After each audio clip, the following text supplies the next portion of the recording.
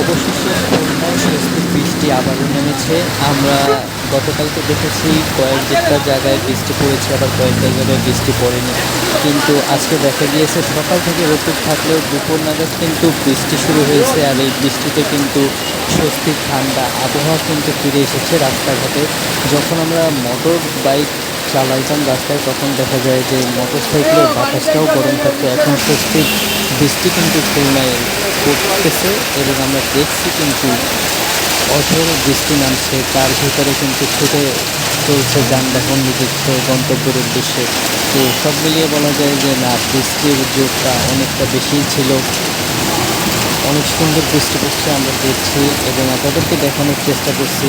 বৃষ্টির ভিতরে কিন্তু যানবাহন ছুটে চলেছে এবং রাস্তায় দু একজন লোককে দেখা গেলেও কিন্তু সচরাচর লোক কিন্তু দেখা যাচ্ছে না, কারণ বৃষ্টির সাথে সাথে মেঘ ডাকছে এবং প্রচুর পরিমাণে কিন্তু বিদ্যুৎ চমকাচ্ছে। এর জন্য কিন্তু রাস্তাঘাটে কিন্তু মানুষজন কম বের হচ্ছে, কারণ বজ্রপাতে হয়তো আমাদের ক্ষতি হতে পারে। এর জন্যই আজকের বৃষ্টিটা খুব সুন্দর ছিল, খুব উপভোগ করার মতো।